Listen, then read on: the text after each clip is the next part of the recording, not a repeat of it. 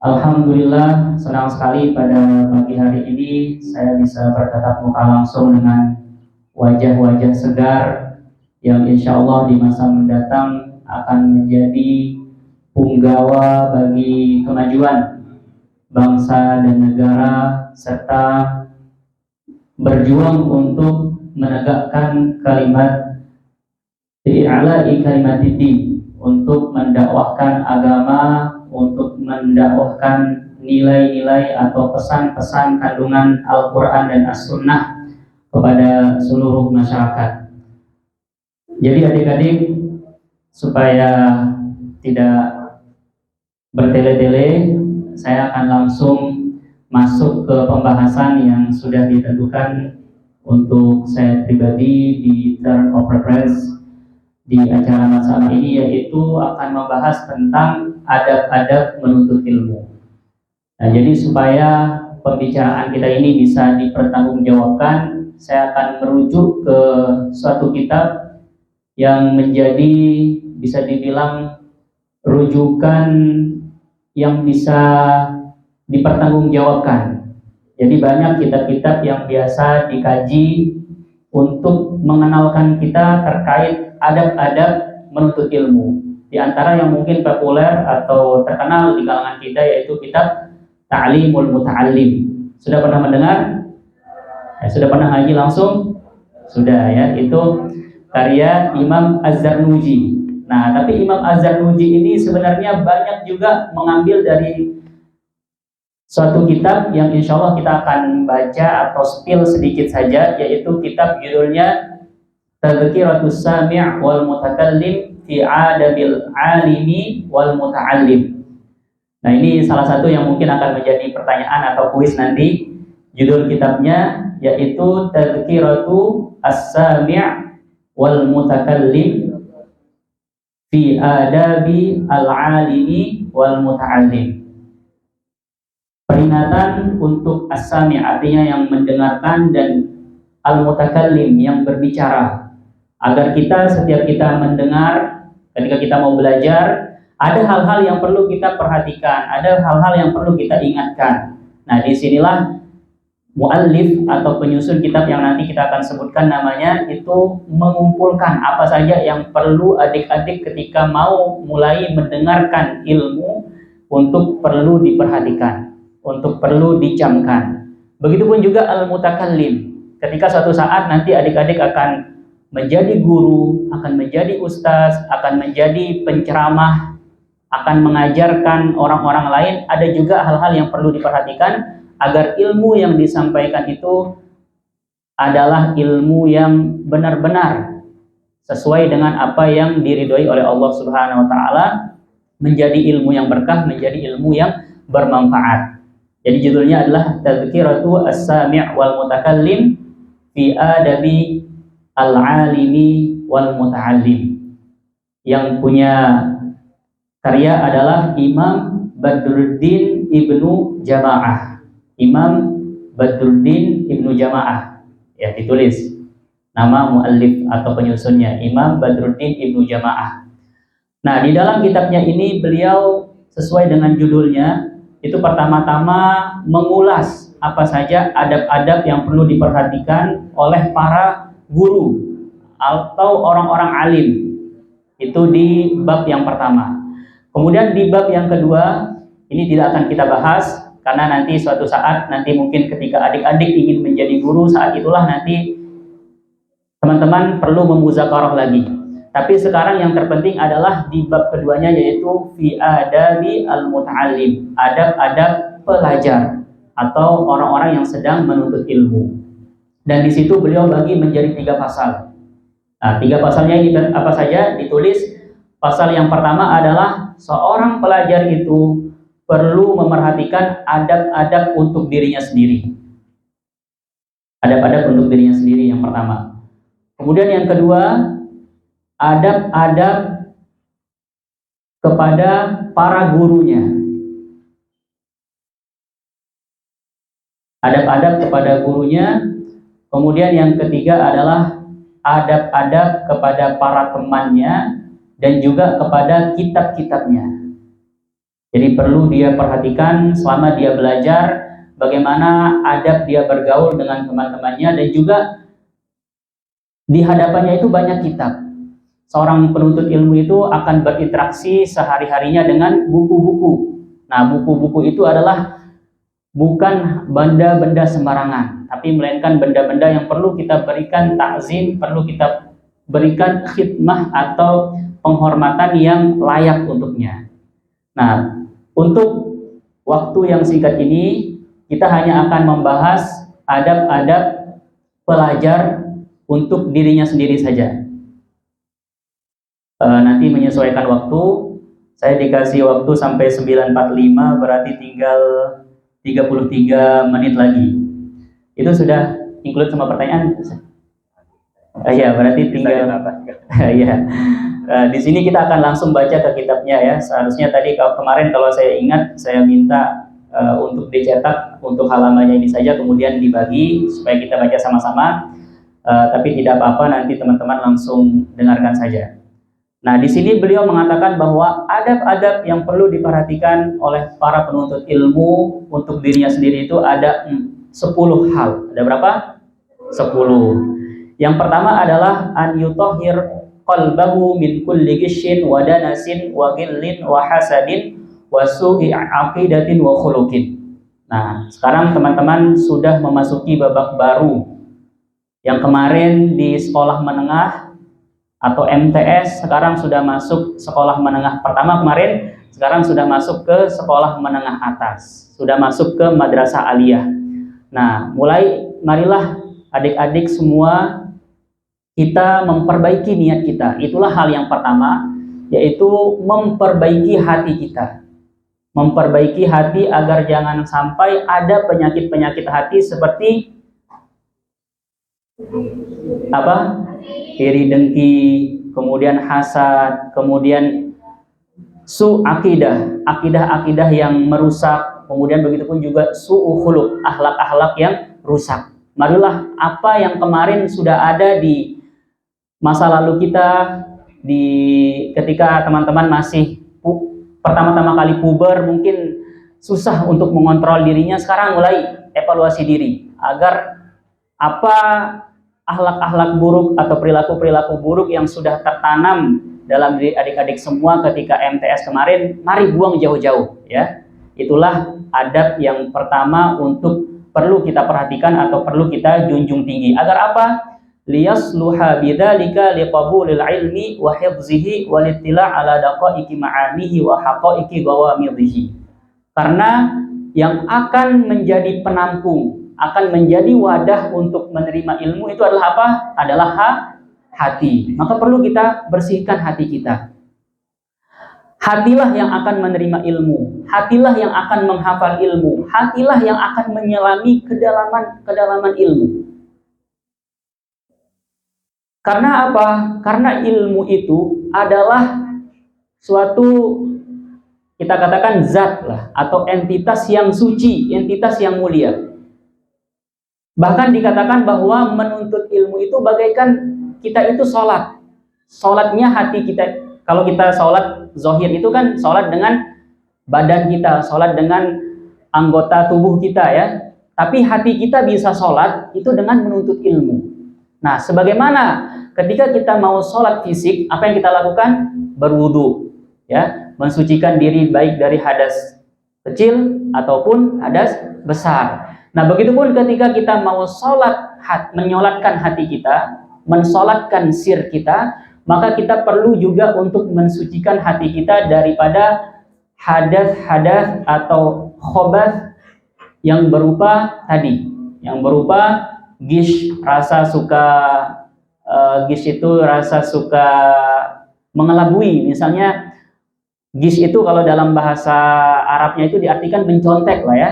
Nah, jadi teman-teman kemarin-kemarin ketika ujian mungkin ya sering mau mencontek, sering mau open book. Nah, sekarang kebiasaan-kebiasaan suka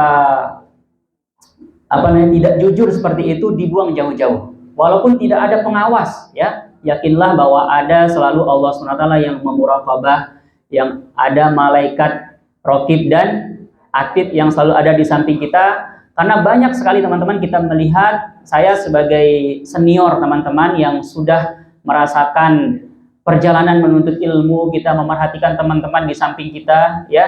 Banyak sekali kita melihat teman-teman yang biasa saja, nilainya biasa saja, tapi jujur, itu sekarang yang sukses daripada yang nilainya bagus tapi tidak jujur, suka mencontek, suka melakukan jalur-jalur tikus seperti itulah ya. Nah, jadi penyakit-penyakit hati seperti itu dibuang jauh-jauh. Bagaimana agar teman-teman, adik-adik semua menanamkan sifat kejujuran, sifat amanah dalam diri adik-adik semua. Nah, jadi seperti itu. Sebagaimana kita mau sholat fisik perlu berwudu, mensucikan diri dari hadas kecil, hadas besar, begitu pun juga ketika kita mau sholat hati, yaitu menuntut ilmu, perlu juga kita menyucikan hati kita daripada hadas-hadas yang berupa penyakit hati seperti yang sudah kita sebut tadi. Wa idza tuyibal qalbu lil ilmi zaharat barakatuhu wa nama. Karena apabila hati kita sudah bersih, sudah harum, sudah baik, maka sebagaimana tanah yang apabila kita ingin menanam tanaman, apa yang kita lakukan? Kita gembor dulu tanah itu. Kita pupuk dulu. Agar apa? Agar dia itu lebih lebat tumbuhannya, lebih subur tumbuhannya. Begitupun juga hati kita dengan melakukan prosedur-prosedur yang tadi, maka akan semakin mudah. Padahal kita kan sama-sama diberikan hati, sama-sama diberikan akal oleh Allah Subhanahu wa taala. Lantas mengapa kita melihat ada seseorang siswa yang lebih maju, lebih cepat memahami daripada siswa lainnya? Nah, salah satu daripada faktor bagaimana satu siswa itu lebih cepat memahami, lebih cepat menerima pelajaran dari gurunya itu adalah karena dia itu lebih suci hatinya, lebih bersih hatinya, tidak ada rasa-rasa ingin sikut menyikut, ingin menjatuhkan dengan teman lainnya. Karena sabda Rasulullah SAW, inna fil jasadi mudghah, idza salahat salahal jasadu kullu, wa idza fasadat fasadal jasadu kullu. Bahwa dalam tubuh seseorang itu ada segumpal daging. Segumpal daging saja, apabila segumpal daging itu baik, maka seluruh tubuh akan menjadi baik. Apabila segumpal daging itu rusak, maka seluruh tubuh pun akan rusak. Maka apa segumpal daging itu? Ala hiyal qalb. Ingat bahwa segumpal daging yang dimaksud adalah hati. Maka berikan perhatian baik-baik kepada segumpal daging itu. Kemudian ada seorang imam bernama Sahal As-Tusturi mengatakan, haramun ala qalbin yadkhuluhun nur wa fihi syai'un mimma yakrahullah. Haram bagi hati untuk dimasuki oleh cahaya. Yang dimaksud cahaya di sini adalah ilmu, sedangkan ada di dalamnya itu sesuatu yang dibenci oleh Allah Subhanahu wa taala. Jadi itulah hal pertama dari 10 hal, yaitu mensucikan hati daripada kotoran-kotoran atau penyakit-penyakit hati. Kemudian yang kedua, husnul niyah fi talabil ilmi, yaitu menyusun niat yang baik untuk menuntut ilmu. Apa saja bentuk niat-niat baik dalam menuntut ilmu? Di antaranya adalah an yaqsid bihi wajh Allah. Tentu yang pertama dan utama adalah mengejar keridhaan Allah Subhanahu wa taala. Kemudian yang kedua, al-amal bihi. Kita belajar, teman-teman datang dari jauh-jauh, ada yang dari luar kampung, ada yang dari luar daerah, jauh-jauh datang ke Kembang Karang ini, jangan sampai tidak benar niatnya. Agar apa? Agar belajar di sini itu adalah untuk nanti dengan ilmu itu kita bisa mengamalkan. Bagaimana agar ibadah-ibadah yang kita lakukan itu diterima oleh Allah Subhanahu wa taala karena sesuai dengan tuntunan. Ya. Bagaimana kita nanti akan berhaji, sholat, berzakat, berpuasa, apabila tidak sesuai dengan tuntunan, maka akan tidak diterima oleh Allah Subhanahu wa taala. Wa kullu man ya'mal bighairi ilmin fa a'maluhu mardudah la tuqbalu. Nah, itu dalam Zubat ya, setiap orang-orang yang beramal tanpa ilmu, maka amalnya itu akan tertolak, tidak diterima. Nah, itu tujuan yang diantara niat yang baik dalam menuntut ilmu adalah menuntut ilmu agar menjadi bekal untuk kita beramal. wa ihya syariah, dan juga menghidupkan syariat. Sekarang kita melihat geliat syariat atau semangat orang-orang menegakkan syariat di tengah-tengah kita ini semakin pudar. Nah, kita sebagai generasi muslim itu menuntut ilmu agar syiar-syiar Islam atau syariat-syariat itu semakin hidup kembali, semakin dimunculkan kembali. Bagaimana sekarang ketika orang menyebut syariat itu, orang-orang kebanyakan awam ya. Bahkan hal-hal yang mendasar pun dalam syariat itu banyak orang-orang yang tidak tahu, kurang ilmunya. Nah, oleh karena itu kita hadir ingin berpartisipasi dengan menuntut ilmu, dengan belajar di Madrasah Aliyah ini untuk menghidupkan syariat itu lagi. Wa tanwir qalbihi, dan juga untuk menerangi hati. Hati kita itu bisa gelap karena kebodohan. Maka kita menuntut ilmu untuk menerangi hati kita. Wa tahliyati batinihi, dan menghias batin kita. Jadi jangan sampai kita hanya memerhatikan perhiasan fisik kita, yaitu dengan skincare, kemudian membeli outfit yang bagus, tapi kita lengah untuk menghias batin kita. Bagaimana caranya menghias batin kita? Yaitu dengan menuntut ilmu, dengan belajar. Wal qurba minallahi ta'ala yauma liqa'ihi, dan juga agar nanti ketika kita di hari kiamat kita akan diberikan kesempatan untuk berkumpul dengan Allah Subhanahu wa ta'ala. Lilladzina ahsanul husna wa ziyadah, bagi orang-orang yang baik akan mendapatkan al-husna. Apa arti al-husna? Surga. Wa ziyadah, apa artinya?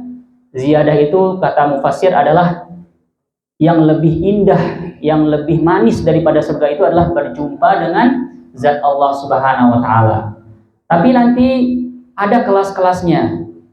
Ketika kita misalnya sekarang kita melihat orang-orang kalau mau nonton konser ya, nah itu IO atau event organizer-nya itu menjual tiket konser itu dengan kelas reguler, ada kelas VIP, ada kelas VVIP. Misalnya yang reguler itu nanti harganya sekitar 500.000, kemudian yang VIP harganya 1 juta, yang VVIP itu harganya sampai 10-an juta kadang-kadang. Apa yang membedakan? Nanti VVIP itu akan duduk paling depan karena bisa langsung dekat dengan idolanya, dekat dengan vokalis Coldplay atau siapalah ya. Nah, begitupun juga nanti Allah Subhanahu wa ta'ala ketika kita akan diberikan kesempatan untuk berkumpul dengannya, tentunya kita tidak mau ketika berkumpul dengan Allah Subhanahu wa ta'ala itu duduknya di belakang-belakang. Tapi kita ingin menjadi orang-orang yang paling dekat di hadapan Allah Subhanahu wa ta'ala sehingga semakin manis kita menatap Allah Subhanahu wa ta'ala. Nah, bagaimana caranya? Nah, itu kelas siapa yang paling dekat dengan Allah Subhanahu wa ta'ala itu adalah berdasarkan level keilmuannya. Nah, itulah di antara niat kita menuntut ilmu agar semakin dekat nanti kita ketika berkumpul dengan Allah Subhanahu wa ta'ala. Qala Sufyan Ats-Tsauri, berkata Imam Sufyan Ats-Tsauri, ma'alajatu syai'an asyadda 'alayya min niyati. Aku tidak pernah memperbaiki sesuatu dengan seserius mungkin, seserius aku memperbaiki niatku. Nah, jadi niat ini bukan hal remeh-temeh ya, bukan hal sepele, akan tetapi sebagaimana kata Imam Sufyan Ats-Tsauri perlu kita merenung, bertanya-tanya apa sih niat yang ada yang kita tanamkan dalam diri kita sebelum kita memulai apa yang kita lakukan. Kemudian singkat saja, ats-tsalits, yang ketiga, an yubadira syababahu awqata umrihi ila tahsil, agar memanfaatkan, agar teman-teman itu ketika usianya masih muda itu gesit ya, gesit memanfaatkan usia mudanya itu, kemudian waktu-waktu emasnya di dalam umurnya ila tahsil, untuk mengumpulkan ilmu sebanyak-banyaknya. Wala yaktar bi khida'it taswifi wa ta'mil, jangan sampai dia itu tertipu daya dengan tipu daya. Apa arti at-taswif? At-taswif itu artinya menunda-nunda. Besoklah. Jadi kan ada dalam bahasa Arab itu sin dan saufa ya. Nanti dia suka mengatakan saufa ata'allam hinama akun taliban bil jami'ah. Nanti aja saya rajin-rajin belajarnya ketika saya sudah menjadi mahasiswa. Nah, itu adalah bentuk daripada tipu daya setan ya. Jadi di antara cara ampuh setan itu menipu daya para penuntut ilmu dengan at-taswif, dengan membisikkan dia untuk menunda-nunda pekerjaannya. Udahlah, santai aja sekarang, besok kamu kerjakan. Kamu masih aliyah, nikmati aja masa aliyah kamu, main-main, motor-motoran, main bola. Nanti kamu serius ketika sudah menjadi mahasiswa. Nanti mahasiswa lagi dibisikkan lagi, ditaswif lagi, pakai saufa, sampai nanti dia itu sudah tua, nggak alim-alim, nggak belajar-belajar. Nanti ketika sudah tua, nggak belajar-belajar, barulah menyesal. Nah, jadi inilah hal-hal yang perlu teman-teman perhatikan, adik-adik perhatikan. Adik-adik sekarang berada di usia emas ya, gampang untuk menghafal, kemudian staminanya, energinya juga masih baterai alkalin ya. Beda dengan kami yang sudah baterai ABC nih. Kalau belajar itu kadang-kadang menghafal baru beberapa baris sudah lemah. Nah, sedangkan ketika kita ingat dulu ya, ketika masih umur-umur teman-teman, kita diajak untuk menghafal Alfiyah Ibnu Malik, diajak untuk menghafal Matan Ajrumiyah. Nah, itu gampang. Padahal gampang kita hafal, tapi itulah kita diderita penyakit at-taswif. Ngapain saya ngapal-ngapal, teman-teman saya main-main yang sebaya saya. Nah, sekarang kita menyesal. Kenapa dulu tidak ketika pikiran saya atau hafalan saya masih kuat, tidak saya manfaatkan untuk menghafal. Sedangkan sekarang tuntutan hidup sudah banyak, kita sudah dewasa, kemudian juga pikiran kita tidak sejernih ketika semasa adik-adik ya. Wa yaqta ma yaqdiru alaihi minal alaiki asyagilah. Nah, hendaklah ketika teman-teman menjadi pelajar itu memutuskan kesibukan-kesibukan yang lain yang bisa menterbengkalaikan tugas-tugas menuntut ilmu. Nah, maka seringkali kita diwanti-wanti agar ketika masa belajar itu jangan dicampur-campur dengan bekerja misalnya, kemudian hal-hal yang bisa mengganggu fokus kita. Wal awaiq al-maniyah an tamamit talab wa badal ijtihad wa quwwatil jiddi fi tahsil. Jadi bagaimana caranya agar semua tenaga adik-adik semua itu dikerahkan untuk belajar ya. Belajar di jam-jam reguler, kemudian ketika pulang juga istirahat sebentar. Ya, bahkan nanti akan dikatakan di sini tidur itu dikurangi ya. Jangan sampai thalibul ilmi itu tidur lebih dari 8 jam sehari. Nah, jadi nanti carilah ekstra kulikuler. Terpenting yang sekarang itu adalah belajar bahasa asing, adik-adik ya. Belajar bahasa Arab, belajar bahasa Inggris. Itulah sekarang yang akan menjadi jalan, nanti akan menjadi jalan pembuka bagi adik-adik agar diterima di perguruan tinggi top ya, baik di dalam ataupun di luar negeri. Itu yang terpenting adalah bahasa Arab, bahasa Inggris, kalau bisa nanti belajar juga bahasa Mandarin, bahasa Spanyol, bahasa Jerman kalau sudah menguasai bahasa Arab, bahasa Inggris. Nah, jadi diingat menjadi PR masing-masing. Silakan nanti mudah-mudahan juga Madrasah Aliyah di sini bisa memfasilitasi ya kursus-kursus. Kalau tidak ada nanti bisa teman-teman cari di mana lah, di Aikmal atau di Selong. Jadi isi waktu-waktu sorenya juga untuk ekstrakurikuler itu. Karena saat ini teman-teman tidak terikat dengan banyak tuntutan. Fa innaha qawati'ut turuq walidzalika istahabba salaf at-tabarruk 'anil ahli wal bu'd 'anil awtan. Karena itulah salafus saleh ketika belajar itu dianjurkan untuk at-tabarruk, agar merantau untuk menuntut ilmu.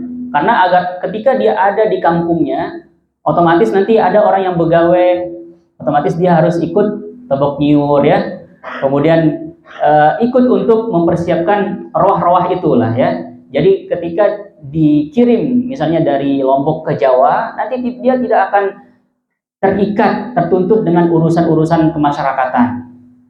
Li'annal fikrata, nah begitupun juga adik-adik kalau bisa nanti kalau pengen fokus, masuklah asrama ya, asrama putra. Mungkin kemarin-kemarin belum ada program-program yang bagus, tapi insya Allah besok-besok ini kita sedang memikirkan bagaimana nanti menghadirkan pengasuh yang bagus, kemudian juga program-program yang bisa membangun. Li'annal fikrata idza tawazza'at qasrat an darakil haqa'iqi wa gumudid daqa'iq. Nah, di sini ada perkataan bagus dari Al-Khatib Al-Baghdadi mengatakan la yunalu hadzal ilm illa man aqala dukana. Tidak akan mendapatkan ilmu ini kecuali orang-orang yang punya toko, ditutup dulu tokonya kalau dia mau belajar. Wa kharraba bustanah, punya sawah, dijual dulu sawahnya baru dia belajar. Wa hajara ikhwanah, dan juga meninggalkan keluarganya.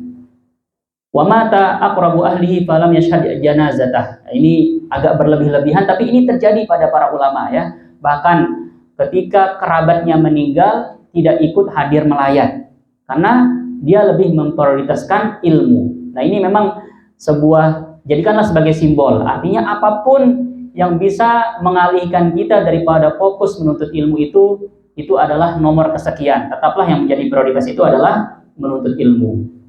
Nah, ini dari 10 ini mungkin kita cukupkan 5, baru 3 yang disebutkan. Sekarang yang keempat, an yaqna'a minal quti bima tayassara wa in kana yasira. Jadi juga jangan terlalu banyak jajan ya. Nah, sekarang yang kita lihat pada anak-anak muda sekarang itu yang banyak menghabiskan waktu itu adalah kulineran ya. Hunting-hunting makanan. Sekarang ada mie ayam baru buka tuh. Ayo kita ke sana. Ada es campur terkenal viral. Ayo kita ke sana. Nah, itulah yang sudah dipikirkan jauh-jauh hari oleh Imam Badruddin Ibnu Jamaah yang visioner agar para penuntut ilmu itu mencukupkan diri dengan al-qut atau makanan pokok saja. Ya. Walaupun yang lain-lain itu gampang untuk didapatkan. Walaupun teman-teman dikasih uang jajan banyak oleh orang tuanya, bagaimana caranya saya menghabiskan uang jajan ini kalau saya tidak jajan, ya? Nah, jadi dikumpulkan itu uang jajannya digunakan untuk keperluan-keperluan menuntut ilmu.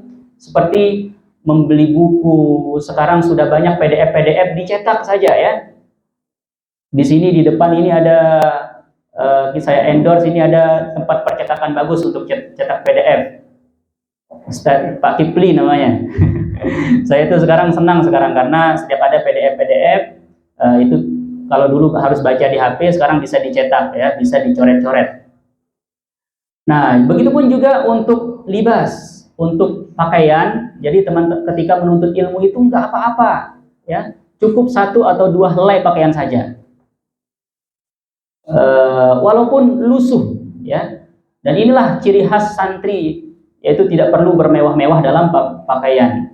Fabis sabri ala dzikil aishi, dengan kesabaran menghadapi kesempitannya kehidupan, yunalu sa'atal ilmi.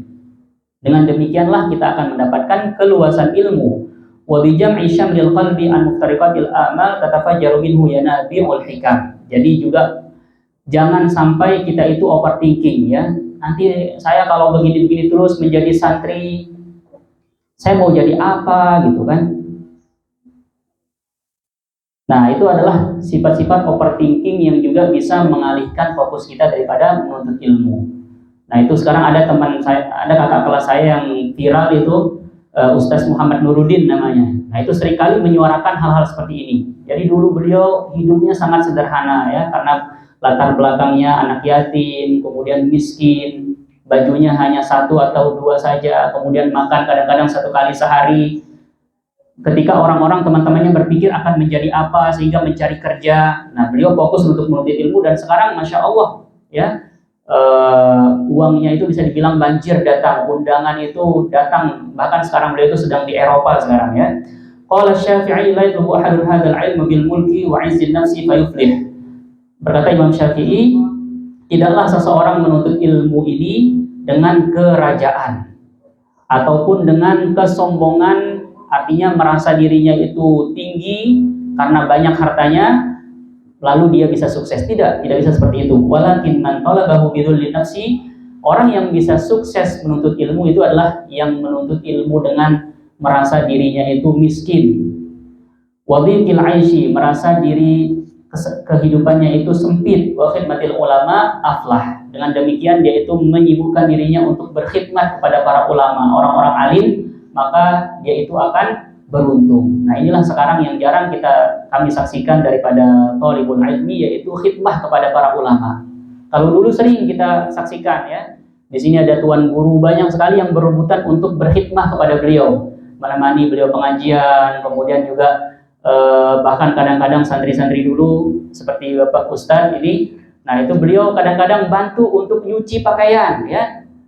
Makanya sekarang beliau Masya Allah kan, dan cuci mobil dan lain-lain. Dan sekarang ini jarang kita lihat daripada santri-santri zaman sekarang. Inilah yang dikatakan oleh Imam Syafi'i, kalau ingin sukses untuk menuntut ilmu, hinakanlah diri, miskinkanlah diri Anda, kemudian berkhidmahlah kepada para ulama.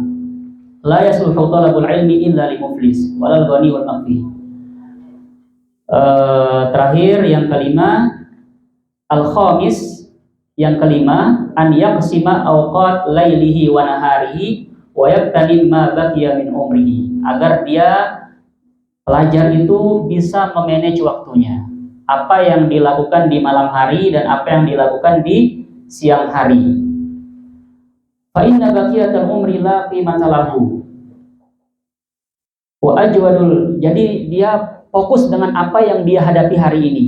Jangan fokus dengan besok ya. Besok saya lakukan ini. Jadi anggap saja baqiyatul umri la qimata lahu. Anggap saja besok lusa itu tidak ada. Apa yang bisa dilakukan sekarang lakukan. Wajwadul awqati lil hifzi. Nah, perhatikan cara membagi-bagi waktu bagi penuntut ilmu. Waktu terbaik untuk menghafal adalah al-ashar, waktu sahur. Artinya beberapa mungkin 1 jam sebelum subuh ya. Jadi teman-teman ketika menjadi di marhalah atau fase menuntut ilmu, teman-teman itu harus rajin bangun tahajud ya. Biasakan dirinya. Dan setelah bangun tahajud cukup 2 rakaat tahajud, 1 rakaat witir, setelahnya itu adalah belajar.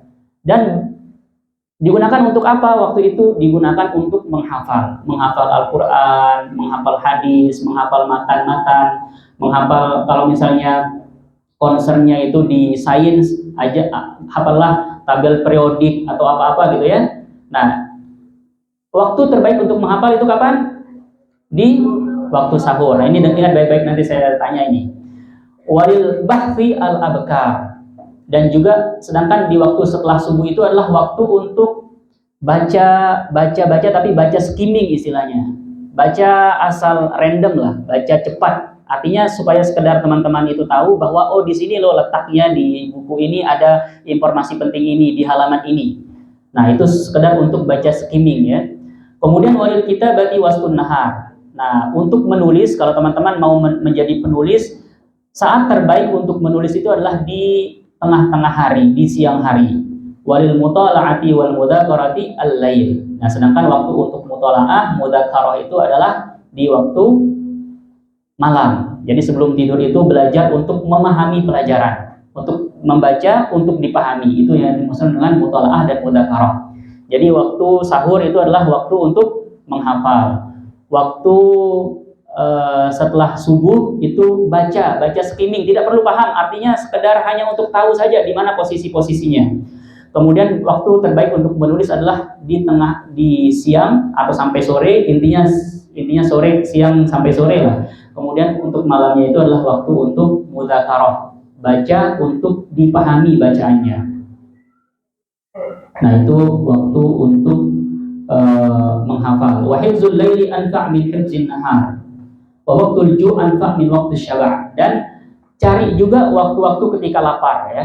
Nah, katanya di sini waktu ketika lapar itu lebih bermanfaat daripada waktu ketika kita kenyang. Wa ajwadu amakinil hifzi al-ghuraf. Dan tempat terbaik untuk menghafal itu adalah di dalam kamar, artinya di dalam ruangan. Wa kullu mawdi'in ba'idin 'anil mulhiyat. Dan tempat yang jauh daripada al-mulhiyat. Ada suara-suara bising ya, suara-suara berisik, jauhi untuk menghafal. Nah, jadi perhatikan ini, jangan kadang-kadang kita salah paham ketika kita mau menghafal itu katanya di sini walaysa bimahmudin al-hifz bi hadratin nabat. Jadi bukanlah tempat menghafal yang baik itu di taman-taman ya, yang dekat dengan pepohonan, yang dekat dengan al-khudrah, hal-hal yang hijau. Nah, itu mungkin sangkaan kita, ayo saya ke taman lah untuk menghafal di sana. Nah, ternyata di sini dikatakan oleh Imam Al-Khatib Al-Baghdadi tadi itu tidak baik untuk menghafal di taman. Karena nanti banyak hal-hal yang kita saksikan di taman ya. Ada yang kencan, ada yang apa, nah itu bisa merusak hafalan. wa qawari'in turuq wa dajijil aswat li'annaha tamna' min khuluwil qalbi ghaliban. Nah, intinya adalah di sini dalam memanage waktu kita harus tahu kapan waktu yang terbaik untuk menghafal, kapan waktu terbaik untuk membaca, kapan waktu terbaik untuk menulis, kapan waktu terbaik untuk mudzakarah, dan tempatnya pun kita perlu ketahui. Nah, itulah karena waktu adik-adik semua. Nanti mudah-mudahan jika ada kesempatan kita akan lanjutkan bacaan kitab ini setiap pagi mungkin ya, sebelum ketika jam-jam imsak. Nah, ini kita cukup spill saja dulu 5 adab-adab yang perlu diketahui oleh para penuntut ilmu. Nah, sudah dicatat ya? Nanti kita akan tanyakan. Mungkin itu saja dulu. Terima kasih atas perhatiannya. Saya kembalikan kepada Bapak Ustadz.